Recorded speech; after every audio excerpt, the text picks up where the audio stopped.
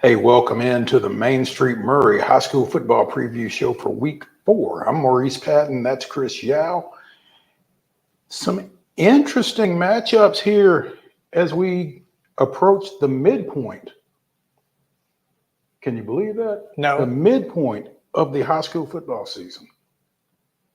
I was thinking about it earlier. I thought, man, when we were talking about the story on Main Street Preps about rules that they would change, I almost feel like I agree with starting the season a little bit later because, man, it doesn't feel like high school football should be at this stage As already. far along as it is, exactly. Yeah, fortunately, it's getting a little cooler.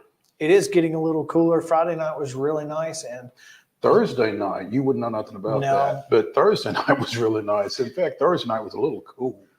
I never said it. This is the first time I've said it, but Thursday night was. Yeah. As long as we can keep the rain away, we'll be all right. Absolutely. Yeah. Again, nice slate of games here for week 4. Some region games, some rivalry games, a couple that are both. So let's take a look, starting with a non-region matchup as Blackman comes over to Summit, and you would not expect heading into week 4 that these two teams have one victory between them. Yeah, not really. You wouldn't expect that unless you look at their schedules. Both teams have played a really tough schedule to this point. And again, that's what you're going to get in Class 6A ball. When you're playing other 6A teams, it's going to be a difficult, road each and every week. And obviously both of these teams have played great stiff competition. Last week, Summit played really well against a Green Hill team that I personally didn't think that, was going to have much trouble in that one. Summit certainly shown that they've grown over the last couple of weeks and put up a really good fight and ended up, was it an overtime game or no? No, it wasn't an overtime game, but it almost was. Yes.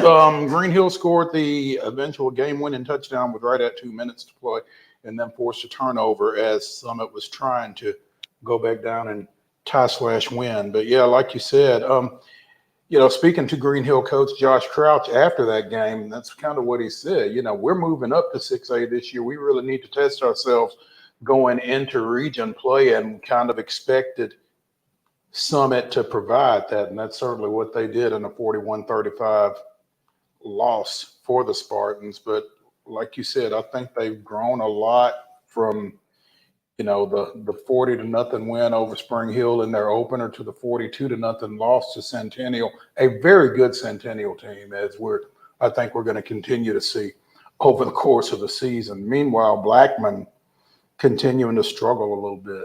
Yeah, but both of their last 2 losses, you can't, Ravenwood is no team to slouch at and lost by a touchdown, lost to Stewart's Creek by a touchdown 2 weeks ago. And, at this point with what Brentwood has done, I'm not putting much stock in anything that they do to anybody else. It's pretty much Brentwood is going to be Brentwood, and you just kind of got to leave that out there. So, yeah, Blackman looking for that first win in the Matt Kreisky era. But, again, they're right on the cusp the last couple of weeks. Yeah. The Cowbell game. Ooh.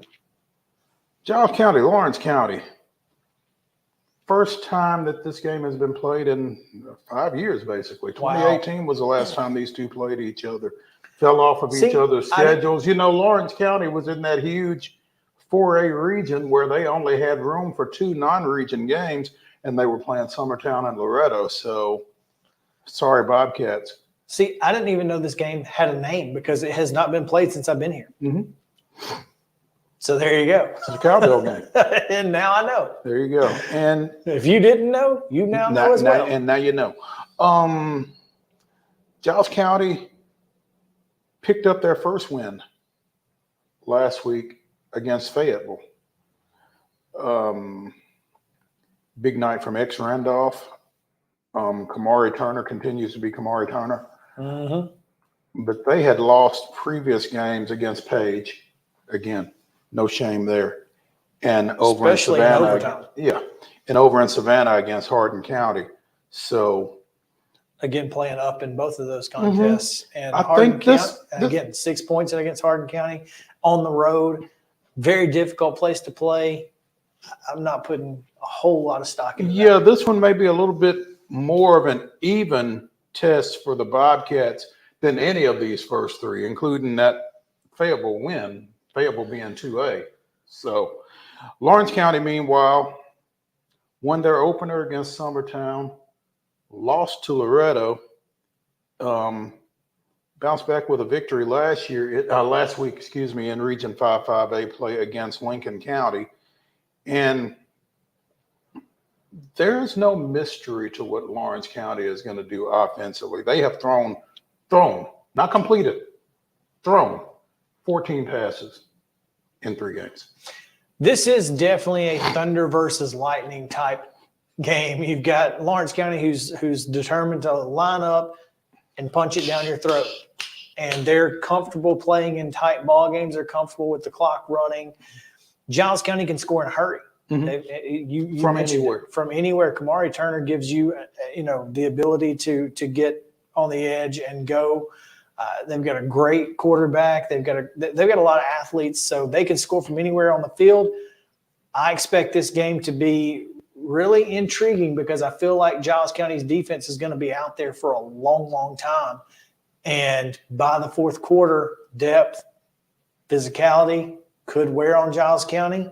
Be interesting to see how it plays out. Yeah. Tay Everly, Isaiah Bentley, and Ian Clayton have combined for 1,000 rushing yards and 9 touchdowns already. I see the 27. Do we know if Lawrence County's kicker played soccer or football on Friday? Oh, we do not know.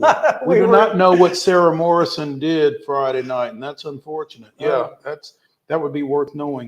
It was just a thought. I was sitting there thinking about that. This is an intriguing matchup to me. Huntington out of West Tennessee. It's an intriguing schedule matchup. Like what? Yeah.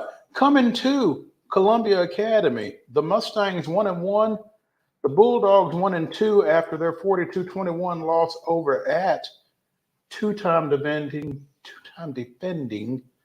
Division 2A Friendship Christian. That's a mouthful, man. Yeah. But CA led over their 14-6 at halftime before getting outscored, whatever those numbers are, 36-7 in the second half. Yeah, tough second half. Great job making adjustments. Friendship Christian does what they do. They're two-time defending champs for a reason. Mm-hmm. And Columbia Academy still learning a little bit about how to win games. They've not had a whole lot of success over the last couple of years, so you can kind of see where here we go again might creep up on you against the defending champs. Two-time Yeah. defending champs. And so this is you got to put that out of your mind. Go into this week and try to even up that record. Huntington coming off a 58-21 win against Adamsville. So this one could be some fireworks. Well, Huntington, they hope the scoreboard is ready to The new handle it. scoreboard? Yeah, hopefully. Luckily, the lights can't blow. Exactly. It is all LED.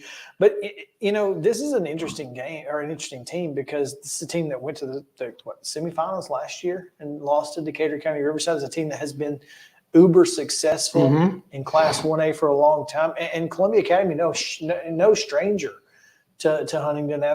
They played over that way in the playoffs for a long time as a member of the Division I program. So I think this has the potential to be a game of the week. Yeah. Region 6A play sees Independence open at Franklin. The Eagles 1-2, having won that triple overtime thriller that still haunts Lawson Smith in Poor week guy. 2 against Page. The Admirals looking for their first win in a while, not just this year. Yeah. So not quite sure what to expect out of this one because, I think you're dealing with really a couple of somewhat desperate teams. Listen, Independence last week showed every bit of why they can be a tough out in that region. Mhm. I mean, obviously Brentwood's in it, and so is Ravenwood. But I mean, to me, Independence they've got really good guys on the outside. They got a great front seven, and their defensive backfield is highly underrated. I mean, obviously, what's the quarterback's name? Luke McNeely McNeely plays, safety. had a as 70-yard pick six, right? Had a 70-yard pick six on Friday night. Holloway back there is really, really solid as well. He returns punts for Independence. They are sneaky athletic. Are you surprised for a Class 6A program that they have as many people going both ways as they do? You would think so, especially for that particular program, which is I think they're top six in the state. They're the largest in Williamson County school. Independence is. So you would think they wouldn't have that issue, but when you've got guys like Luke McNeely, as athletic as he is, it's hard to keep him off the field. Travis Hunter, I mean, if he can play, because he's not going to play quarterback at the next level. Can he play defensive backfield? Probably. Mm-hmm. So, you really want to give him that opportunity both ways. And if he can do it without, hurting you on either side of the ball, you got to let him play. And so, yeah, it's a little odd, mm-hmm. but, Independent's been doing it for a long time. Yeah. I mean, Jackson Campbell, the names, you could roll them off. It's a lengthy list. You're right. Franklin, quiet as it's kept, Franklin is not that far removed from a Class 6A state quarterfinal berth in 2021. Mm-hmm. Since then, they've lost 22 of 23 games.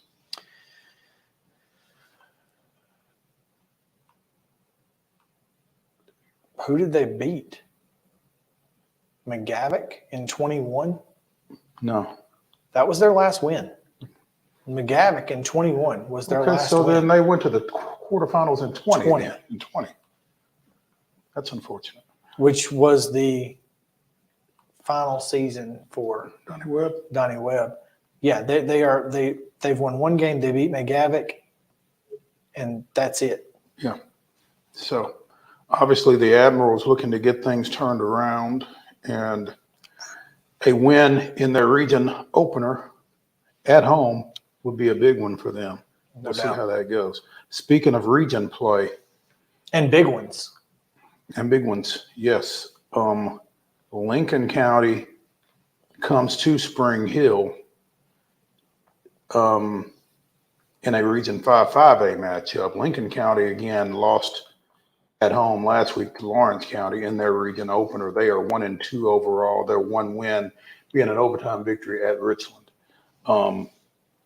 Spring Hill is 1-2 overall. This will be their first region game coming off of that 41-14 win last week down at Maplewood that stopped a 13-game losing streak. So feels like Spring Hill is coming in here with some momentum. Ben Martin immediately after that game Thursday night said, this doesn't mean anything if we don't win next week.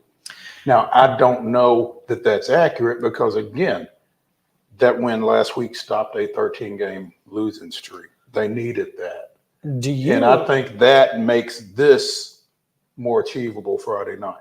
Yes.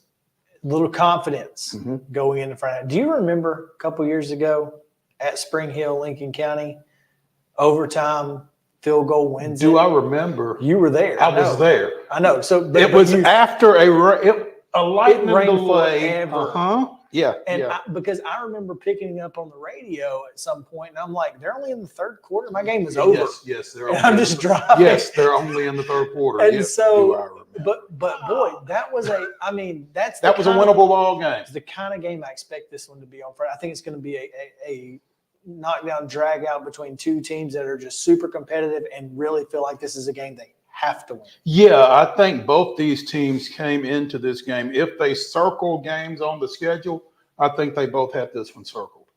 It really feels like must win for both programs as a whole, not just for this season but just they need this win. Both programs do, and it being at Spring Hill may bring back some bad memories for some folks in Lincoln County. Oh, goodness gracious, may bring back some bad memories for folks in Spring Hill. Yeah, the Pegasus Cup is on the line as unbeaten Loretto goes to winless Summertown. The Mustangs and the Eagles. That's where the Pegasus Cup comes Probably from. the best name there is. It might very well be the best named rivalry game that I'm familiar with. Most aptly named, if nothing else. Certainly. Again, Loretto 3-0. They won their region opener in 5-2A last week against Harpeth, 47-13. Loretto fell at Hickman County in region play 28-14. And still trying to figure some things out under a coach that's been there less than 2 months. Yeah. Yeah. And that's the big issue here at Summertown. That, and they've just not had any consistency at the head coaching position for a while now. And so, this is probably one of the best teams Loretto's ever had, in my opinion. Certainly in a long time. Certainly most athletic that in recent memory. And they've got a lot of things figured out offensively, man. It's, that Richland Loretto game last year was one of the most impressive games that I've ever seen at the Class 2A level.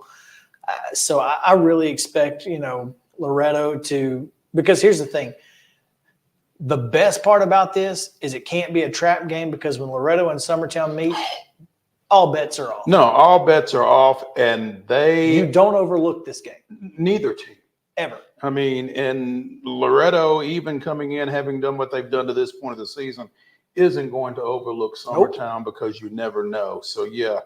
And anytime these two get on, again, as Tiddlywinks. you've said a million times, and I put in that volleyball article, it does not matter. Doesn't. Tiddlywinks, it could be Badminton, don't care. It is. Don't care. We're diving, we're falling, we are jumping, we are doing whatever it takes to win the ball game. And if you don't have a bone sticking out, you're playing. Exactly. So, yeah.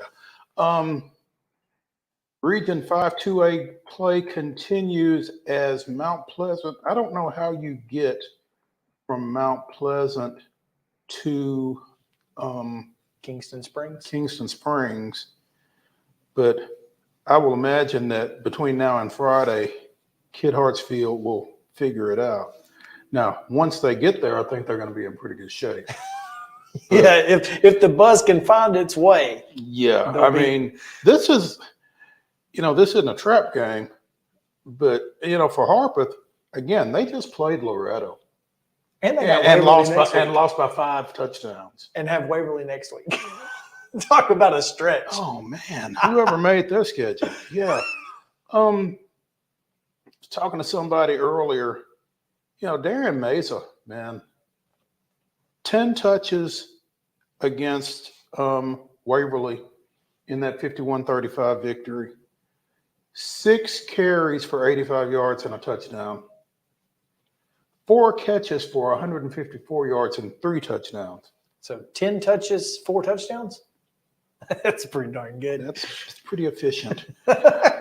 I think they want to get Darian Mesa the ball. Yeah, they certainly would seem to be the ideal situation. I think we all owe an apology to Kit Hartsfield. Goodness gracious. We owe an apology to those players, not necessarily Kit. No, Kit's thanking us. You don't think that was plastered in the locker room? Kit said, "No, you don't owe me an apology. I owe you a thank you." Yeah, you owe me a check, Kid, is what you owe me. Yes. Because look, the fact is that this Mount Pleasant team, we talked about it. We didn't know about the availability of one of their best players. Mm-hmm. He played, and we knew another player was not going to play. Yeah, and had we known that McClure was going to play, I don't know if that changes anything. I don't know if it does, just because that Waverly score against Fairview and that Bryce Stanfield performance against Fairview was really lurking back there. Oh yeah, man. It was back there. But that being said, won't make that mistake again. No. You'll have to get your motivation somewhere else. We'll talk more about that in a second. Finally, Region 5-5A play. Shelbyville comes to Lindsey Nelson Stadium, taking on the Lions of Columbia Central, who have put together back-to-back victories under first-year coach Tredarius Goff. Now, they've put together back-to-back victories under first-year coach Tredarius Goff, but that first game against Marshall County was a 16-0 loss in the season opener. A week later, Shelbyville defeated Marshall County. If you're into that sort of thing. If you, I'm just letting you know. We report, you decide. And it was a great game. It was a Main Street Media Radio game. Thursday night game, yeah. And I listened to it, and it was just, it really felt like Shelbyville's offense was really, really good. I think Columbia Central is going to have to make sure that their offense is at its best on Friday night if they want to get a win here. And here's the thing. I feel like they got to get a win here because Tullahoma's looking really good. I think this game right here will put you in the driver's seat for a home playoff game. It certainly has postseason implications. Absolutely. I don't think there's any question. Both these teams feel like they should be hosting in the playoffs by year's end. The winner of this game will have the upper hand. A much better opportunity. in that regard. So I feel like this also has potential to be game of the week type atmosphere. Yeah. Those are the games that will be taking place this weekend. When we come back, we'll tell you who the winners are. Stay with us. You've been putting back a few, and a few becomes a few too many. For a moment, you think about calling for a ride. Nah, you live nearby. What's the worst that can happen? You get pulled over, your insurance goes up, you lose your license, you total your car, you kill someone.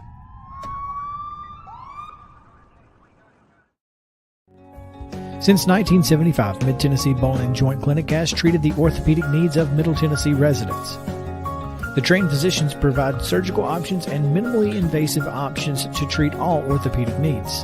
The walk-in clinic, OrthoQuick, helps you bypass the ER while treating sports injuries and acute needs Monday through Saturday.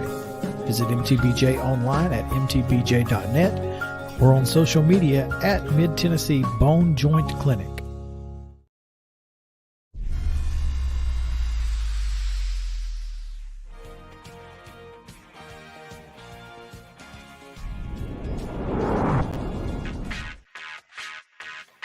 Welcome back to the Main Street Maury High School Football Preview Show for Week 4. That's Chris Yao. I'm Maurice Patton.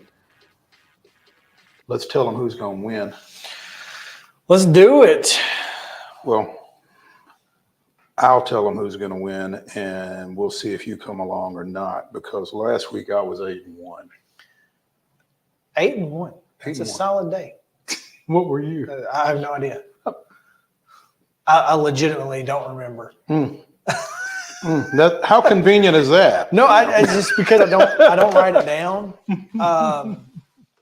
I feel like we only. If anybody's keeping up with Chris's picks, let us know. I don't think you and I went opposite very often. I think it was a couple of games, and I don't think it was the one that you lost. So no, I think we were probably went 5-3 if I had to be honest with you. So yeah, we both picked Waverly, and that didn't go so well. And we both lost. So, Blackman at Summit. You mentioned it when we were talking about this game. I was kind of impressed with the growth that Summit showed in that ball game. Showed a lot of resiliency, and I wasn't the only one that felt that way. Brian Coleman did as well, so I felt a little validated. I like the Spartans in this ball game just because I don't really know where Blackman is. Well, they're in Murfreesboro. But that's the only answer I got for you. We're going opposite this time. Starting off, I've got the Blaze in this one, and it has nothing to do with me feeling any type of way towards Summit. It's just the fact that, Blackman has that ability to score from anywhere. And I don't know that, Summit's going to have to stall and play a Brian Coleman type game. I think Blackman's schedule makes that 0-3 look really bad. But when you look at the schedule, you go, okay, they've lost 2 games by 7 points to 2 really good teams. Mm-hmm. I'm going to go with the Blaze here to get their first win. All right. The Cowbell game, Giles County at Lawrence County.